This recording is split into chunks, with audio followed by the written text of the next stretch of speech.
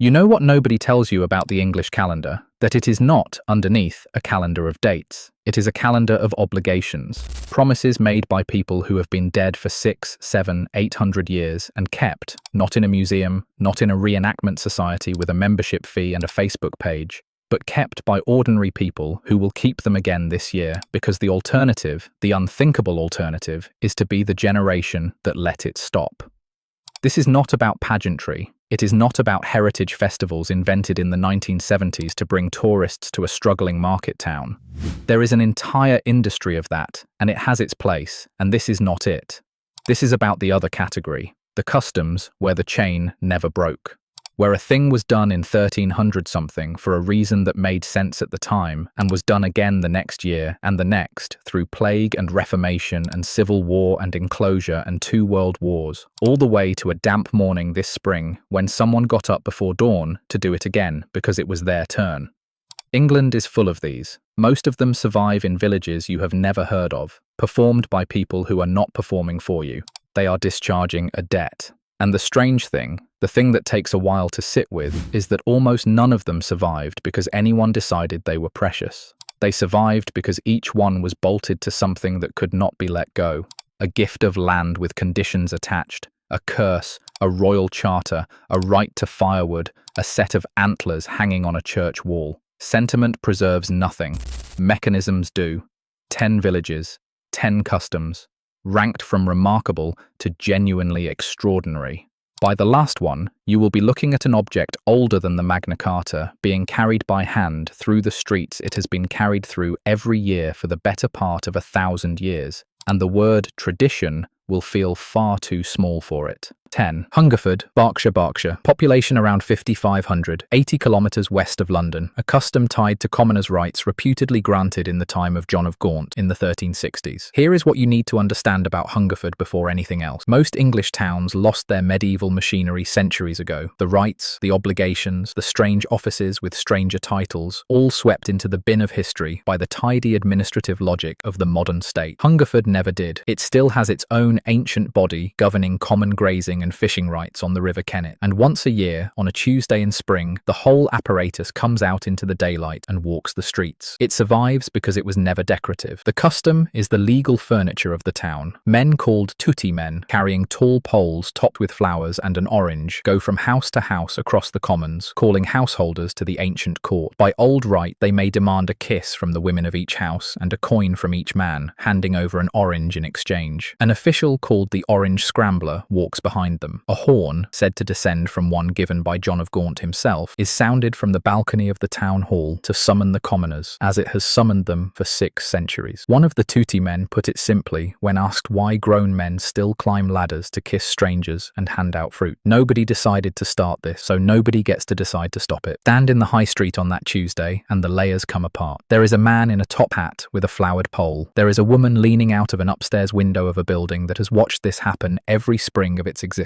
There is a commuter, briefcase in hand, stepping around the whole thing on his way to the train, half aware that the ritual he is dodging is the reason his town has the rights it has. The trade-off is the quiet one. The custom works precisely because most of the people it serves no longer understand it. It is performed in earnest by a few and tolerated with affection by the many. A piece of working medieval government surviving inside a commuter town, doing real legal work that hardly anyone present could explain. 9. Egremont, Cumbria. Population around 8,000, a long way north, close to 500 kilometres from London. Its Great Fair has been held under royal charter since 1267. Egremont sits in the shadow of its ruined Norman castle, and its Crab Fair has been running, in some form, for more than 7.5 centuries. The charter that authorised it predates the model parliament. It predates the oldest college at Oxford that you have heard of. The fair was old when the Black Death arrived, and it was still being held after the Black Death had taken its toll, because a market charter is not a sentiment. It is a property. It does not lapse because people stop caring. It lapses only if it is formally surrendered, and Egremont never surrendered it. What the fair is famous for now is its strangest event, the World Gurning Championships. Contestants put their head through a horse collar, locally a braffin, and pull the most grotesque face they can manage. The crowd judges. It is, on the surface, the most undignified thing in this entire lit, and that is exactly the tension worth holding, because beneath the comedy is one of the oldest continuously chartered fairs in England, a medieval economic institution that has outlived the wool trade, the empire, and the industries that built the modern town around it. A past champion, a man with a famously elastic face, explained his advantage without a trace of irony. The best earners, he said, are the ones who have lost their teeth, because a face with nothing left to hold up can go anywhere. Walk the fairground at dusk, and you find the whole shape of it: the apple throwing, the climbing of a greasy pole for a prize, the pipe smoking contest, and the gurning at the center of it all, drawing the cameras. None of it looks ancient, all of it is. The trade-off is dignity against survival. Egremont is remembered nationally for pulling silly faces through a horse collar, and that memory is precisely what keeps a 750-year-old institution alive and funded and full. It survives by being ridiculous. The town has made its peace with that. The alternative was to be forgotten with dignity, and the town chose otherwise. 8. St. Briavels, Gloucestershire. Gloucestershire, on the edge of the Forest of Dean, a small village wrapped around a castle. The custom is traditionally dated to the 12th century, though the written records reach back only a couple of hundred years. Here is what makes St. Briavels worth stopping for. Most surviving doles, the medieval charitable handouts that pepper this list, were gifts of food to the poor. This one is also a receipt for a property right that no longer formally exists but is still, every single year, redeemed. The right in question was the right to gather wood from nearby Hudnall's Wood, and the custom grew up around the small payment villagers made for it. What survives is this: on Whit Sunday, after a service, bread and cheese is cut into small pieces, blessed and thrown, actually thrown by the handful, from high on the castle wall, down into a crowd of villagers waiting below. They call themselves dole claimers. They catch what they can. The reliable veterans bring upturned umbrellas to improve the odds. There was a long-held local belief that a caught piece carried luck, that miners, in particular, kept a fragment to protect them underground. It survives because it was attached to forest rights, and forest rights in the Forest of Dean are taken seriously by people whose families have held them for centuries. The custom is a memory of an entitlement, performed so that the memory does not die, because a forgotten right is a surrendered one. An older claimer, asked why she still came every year with her umbrella, said she did not come for the bread. She came so that there would still be someone there to catch it. Stand below the wall on a grey Whit Sunday and watch the bread arc out into the air, small pale fragments against the stone, hands going up all along the crowd. It is half a blessing and half a scramble, and the village has never quite decided which, and that unresolved quality is the whole point. The trade-off is the dignity of the sacred against the chaos of the free-for-all. A blessing thrown from a castle wall is a beautiful image. A blessing thrown from a castle wall to a crowd elbowing each other under umbrellas is a more honest one. St. Briavels keeps both. 7. Hallerton, Leicestershire. Leicestershire, a village of a few hundred. The custom takes place every Easter Monday. Its written records reach back to the 18th century, but the tradition is believed to be far older than that. Old enough that no one in the village treats its age as an open question. What you need to understand about Hallerton is that the custom is, in the most literal sense, a contract being honoured. The legend holds that 2 women of the village were saved from a charging bull when a hare darted across its path and broke its charge. In gratitude, they left land to the church on one binding condition: that every Easter Monday, in perpetuity, the parson would provide a hare pie, a quantity of penny loaves, and ale for the people of the village. That is the mechanism, not affection, a land gift with a string attached, the string being an annual obligation laid on the church itself. And when, at some point, a vicar tried to let the custom lap, the village's answer was scrawled on a wall for him to read: no pie, no parson. The pie was provided. It is provided still. The day runs in 2 parts. First, the hare pie is blessed and cut, and pieces of it are scrambled for and thrown to the crowd. Then comes the bottle kicking, a vast, ruleless contest between Hallerton and the neighbouring village of Medbourne, in which 2 teams try to move small wooden barrels across streams nearly a mile apart, across open country, by any means. The rivalry has its own origin story. Long ago, the people of Medbourne are said to have joined the fray and made off with the beer, and the grudge simply never ended. A bottle kicker with a bandaged hand put the appeal of it plainly. You can't explain it to someone who wasn't born to it. You can only hand it to your kids and hope they feel the same. The trade-off is the body. This is a custom that sends people to hospital most years. It is a medieval contract being honoured through a controlled mile-long brawl, and the village pays for its continuity in bruises, sprains, and the occasional broken bone, a price it has evidently decided is fair. 6. Bampton, Oxfordshire. Oxfordshire, a village of a couple of thousand, one of the heartland villages of English Morris dancing, with a Whitsun tradition that locals will tell you has run for centuries without a true break. Now, a note of honesty, because this list does not survive on exaggeration. The unbroken since the Middle Ages claim is stronger here as folklore than as documented fact. The records are patchy, the dance has shifted shape, and historians argue about exact exactly how continuous it has been. But what is not in doubt is that Bampton is one of a tiny handful of places where Morris was never revived because it never fully died, where the dance was handed down inside families rather than reconstructed from a book. That is the mechanism, and it is a different one from everything else on this list. There is no land gift here, no charter, no curse. There is only inheritance. The tunes, the step, the right to dance particular figures, these were passed from father to son, fiddler to fiddler, side to side, so closely held that the village's Morris became a kind of bloodline as much as a custom. On Whit Monday, the dancers go out through the village with bells at their knees and white handkerchiefs in their hands, accompanied by a fiddler and a cake bearer carrying a cake impaled on a sword, slices of which are handed out for luck. They dance in gardens, outside pubs, in the road, all day. One older dancer described learning the Bampton steps as a child. "I knew them in my leg," he said, "before I knew them in my head." The trade-off here is authenticity itself. Because the dance was inherited rather than codified, the village has argued, sometimes bitterly, sometimes for generations, about which side dances the true Bampton tradition. The thing that kept it alive, the absence of a rulebook, is the same thing that splits it. Continuity, it turns out, is not the same as agreement. 5. Castleton, Derbyshire. Derbyshire, in the Peak District, a village of around 1,000. The custom falls every year on the 29th of May, and the ritual as we know it is recorded from at least the 17th century, layered over what feel like much older roots. Castleton's Garland Day is where this list begins to tip from the remarkable into the genuinely strange. At its centre is a man called the Garland King, who rides through the village on horseback, encased from his head to his waist inside an enormous beehive-shaped frame, entirely covered in flowers and greenery. He cannot see out properly. He can barely be recognized as a man at all. He is a moving mound of foliage on a horse, processing slowly through the streets to the sound of the church bells, followed by a procession through the village. It survives because it became fused with the parish and its bells. The church year and the village year locked together at this one fixed point. The whole community organizes itself around the date. The custom is woven into who Castleton understands itself to be, and a village does not easily abandon a thing that has become a load-bearing part of its own identity. At the end of the procession, the floral garland is hoisted up the church tower and left there, where it slowly dries and fades over the following days, the old growth lifted high and surrendered to time. A man who had carried the garland described the experience from inside it, the weight on the shoulders, the heat, the strange muffled view of his own village through gaps in the flowers. "You stop being yourself for an afternoon," he said. "You're just the thing the village needs you to be. The trade-off is the ordeal of it. The garland is crushingly heavy, the ride is long, and the rite has a half-pagan feel that sits unexpectedly inside a Christian churchyard. A green man on a horse, ending his journey at the foot of the church tower. The village has never fully resolved what the custom means. It simply keeps doing it, and lets the meaning stay open." 4. Titchbourne, Hampshire. Hampshire, a small village near Alresford. The custom dates to around 1150, which makes it older than almost anything else on this list, and it is placed here at number 4 rather than near the top for a specific reason, because the age of it is not the most remarkable thing about it. The most remarkable thing is the curse. The Titchbourne dole was begun by Lady Mabella Titchbourne, who, dying around the middle of the 12th century, asked her husband to leave a yearly gift of food for the poor. He agreed, but cruelly. He would give the produce only of the land she could crawl around while a single torch burned, knowing she was too weak to walk. So she crawled. She dragged herself around 23 acres before the flame went out, a field still known today as the Crawls. And as she finished, she laid down a condition that has outlasted 30 generations of her family. If the dole were ever stopped, the family line would fail and the house would fall. That is the mechanism. Not charity, not pride, but fear. The dole survived because no one in the family dared be the one to test the curse. Every year on Lady Day, the 25th of March, a great quantity of flour is brought out in front of Titchbourne House, blessed by the clergy and distributed to the parish, a gallon to each adult, half a gallon to each child, exactly as the bequest specified nearly 9 centuries ago. I will be honest about the one crack in the continuity, because it matters. The dole was suspended in 1796, when a magistrate complained it was attracting vagrants, and the custom was later revived. Soften the language if you wish, call it all but unbroken since 1150. But note what happened in the family's telling during that lapse. Parts of the house were said to have collapsed. A branch of the family was said to have died out. Whether you believe a word of it, the family believed enough to bring the dole back and to keep it ever since. A member of the family, asked whether anyone still takes the curse seriously, gave the only answer the custom needs: you don't have to believe it to be unwilling to be the one who finds out. The trade-off is the strangest on this list. A private family has been bound for nearly 900 years by the dying instruction of a woman most of them have never seriously thought about. Obligation passed down like furniture, like a name, like a debt that can be serviced but never cleared. 3. Ashbourne, Derbyshire. Derbyshire again, a market town of around 8,000. And yes, a town rather than a village, but a town that plays a village game on a scale no village could contain. The custom is documented to at least the 17th century, claims medieval roots, and carries the word royal because a future king once came to start it. For 2 days each year, Shrove Tuesday and Ash Wednesday, Ashbourne effectively ceases to be a normal town and becomes a pitch. The goals are not at opposite ends of a field. They are 3 miles apart at 2 old mill sites on the river that runs through and around the town. The 2 teams are decided by which side of that river you were born on, the upwards and the downwards. There are almost no rules. The ball moves through the streets, through gardens, and most memorably through the river itself, inside a vast, slow-moving scrum the locals call the hug, which can grind through the cold water for hours. It survives because the whole town reorganizes itself around it. Shop fronts are boarded up in advance, not as decoration, but because the game genuinely comes through the streets. Ordinary civic life is suspended. The custom did not adapt itself to fit a modern town. The town agreed, year after year, to stop being modern for 2 days so the game could happen. A player, soaked to the chest and steaming in the cold air, was asked whether the town tolerates the disruption. He corrected the premise. "We don't shut the town for the game," he said. "The game is the town. The shops shut because the town's busy being itself." Stand on a bridge over the river at dusk on Shrove Tuesday and watch the hug come down through the water in the failing light. Hundreds of people locked together around a ball, almost no one can see, breath rising off them like smoke off a single animal. There is nothing decorative about it. It is a medieval crowd doing a medieval thing in a place that has simply never asked it to stop. The trade-off is 2 days a year when the ordinary rules of a town, traffic, commerce, property, personal space, are voluntarily set aside for a controlled, centuries-old riot. Ashbourne does not preserve its game by protecting it. It preserves it by surrendering the town to it, on schedule, every year. 2. Haxey, Lincolnshire. Lincolnshire, on the Isle of Axholme, a village split between Haxey and Westward Side. The custom is played every 12th night, the 6th of January, and it is most likely to date from around 1359, which would make it, by reputation, the oldest surviving tradition in England. This is what you need to understand about the Haxey Hood. The number 1 entry on this list is older as an object, but the hood is older as a continuous, named, structured event than almost anything else in the country, and its survival is, once again, the survival of a contract. The story is this. Lady de Mowbray, riding near Haxey, lost her silk hood to the wind. 13 farm workers chased it across the fields. The one who caught it was too shy to hand it back directly and passed it to another, prompting the lady to remark that the catcher had behaved like a fool and the returner like a lord. Amused, she gave the village 13 acres of land on a single condition, that the chase for the hood be reenacted every year, forever. The land grant is the mechanism. The custom is the rent. What the reenactment has become is extraordinary. The day is run by figures with ancient titles, the Lord of the Hood, the Boggins, and the Fool, who gives a traditional speech and is, by old custom, briefly subjected to smoke from a fire lit beneath him. Then a great mass of people, sometimes hundreds, locks together into what is called the sway and pushes a leather tube, the hood, slowly across the landscape toward one of 4 pubs. Whichever pub the hood reaches keeps it until the following year. A single contest can take hours. A villager once described what the day means there in terms that need no embellishment. It is, for a lot of people, a bigger deal than Christmas. And here is the detail that makes the 700-year claim feel earned rather than boasted. The game was cancelled during the recent pandemic, the first time it had been stopped in over 100 years. That single missed year tells you everything about the rest. A chain that can survive plague and reformation and civil war, that broke only once under a global pandemic and reformed the moment it could, is not a chain that anyone is going to allow to break on their watch. The trade-off is the same one the body always pays. The sway is freezing, exhausting, and bruising. Hours of locked, heaving bodies in a January field, in the dark, in the cold. Community in Haxey is not an abstraction. It is collision, repeated annually by choice. 1. Abbots Bromley, Staffordshire. Staffordshire, a village of around 1500. The custom is performed every September, and it has been performed in this village since at least 1226, making it one of the longest surviving medieval rituals in all of England. Everything else on this list is a practice, a thing people do. This is the only entry where the remarkable thing is a set of physical objects, and where you can therefore measure the continuity not in records or legends, but in wood and bone. The Abbots Bromley horn dance is danced with reindeer antlers, not reproductions, not prop. The actual antlers, 6 sets of them, mounted on carved wooden heads, and when one of them was radiocarbon dated, it came back to around the year 1065. These antlers are older than the village's own claim to the dance. They are older than the cathedrals. They were already ancient when the first records of the dance were written. And here is the part that stops you. When they are not being danced, the antlers antlers hang on the walls of the village church, where they have hung for centuries. Time you can reach up and take down. It survives because of the bond between the village and that church. The horns live in the church. The custom is, in the most literal sense, kept by the parish, collected, danced and returned year after year to the same building. The day itself has a shape that has barely changed in living memory. At 8 in the morning, the dancers collect the horns from the church. Then a procession sets out. 6 deer men carrying the antlers, a fool, a hobby horse, a bowman, a figure called Maid Marian, and a musician, and walks a route of around 10 miles, dancing through the village, out to the surrounding farms, and around the pubs all day. And in the evening, when the 10 miles are walked and the dancing is done, the horns are carried back to the church and hung once more on the wall to wait another year. Picture the two ends of that day. The dark church at 8 in the morning, the antlers lifted down off the wall into human hands. The same church at dusk, the antlers carried back in, set again on the same hook by people who will be gone within a lifetime. Onto a wall the antlers will outlast by centuries, as they have already outlasted everyone who ever lifted them before. A deer man, asked what it is like to carry antlers older than the Magna Carta on his shoulders for 10 miles, gave the line that this entire list has been building toward. You're not carrying them, you're carrying everyone who carried them. The trade-off is the strangeness at the heart of it. This is a near-pagan rite. Antlers, deer men, a hobby horse, a procession that feels older than Christianity. And it begins and ends inside a Christian church, the horns lifted from a holy wall and returned to it. The past here is not behind glass. Once a year, in one Staffordshire village, it is lifted down off the wall and walked through the streets, and then put carefully back to wait. 10 villages, 10 customs. And the thing that connects them is not what you would expect, because it is not love. England did not keep these customs because England decided they were beautiful. Look back along the list and the real pattern shows itself. Hungerford's ritual survived because it was welded to commoners' right. Egremont's fair survived because a royal charter is a property, not a feeling. St. Briavels kept its bread and cheese because it was a receipt for the right to gather wood. Hallerton honours a contract written into a gift of land. Tichborne is held in place by a curse the family dares not test. Haxey is the annual rent on 13 acres. Abbots Bromley is bound to the antlers on its church wall. Not one of them survived on sentiment alone. Everyone survived because it was bolted to something that could not simply be allowed to lapse. A right, a charter, a debt, a fear, an object. The customs that ran on affection alone are mostly gone, lost not to disaster, but to the simple erosion of people no longer bothering. The ones that lasted had teeth underneath the ritual, and so they came through everything. Through the Black Death, when a third of the country died. Through the Reformation, which dissolved the monasteries that anchored half the customs in England. Through the Civil War. Through enclosure, which redrew the very land these rights depended on. Through the Industrial Revolution. Through 2 world wars. Through a pandemic that finally, for the first time in over a century, stopped the Haxeyhood for a single year and could not stop it for 2. These customs are not remarkable because they are old. A ruin is old. A document in an archive is old. They are remarkable because they are still being done, this year, by living people, in the cold and the rain, in real bruises and real flour and real bread thrown off a real wall, for reasons that were set down before England was a country anyone would recognise. The past in England is not behind glass. Once a year, in these 10 villages, someone lifts it down off the wall and carries it through the streets and then puts it carefully back. If this gave you something, here is the question I want to leave you with. Somewhere near where you live, there is probably a custom that almost no one can explain anymore. A date on the calendar, a strange little ceremony, a thing the old people still do. Find out what it is bolted to. Find out who made the promise and what was given and what was feared. And then ask yourself the only question that has ever kept any of these alive. Would you be willing to be the generation that let it stop? Tell me in the comments about the custom near you, the one no one can quite explain. I want to know what it is and who still keeps it. And if this gave you something about England you did not have before, consider subscribing. We cover the history that gets skipped, not because it is obscure, but because it only means anything if you sit with it long enough to feel the weight of what is being carried.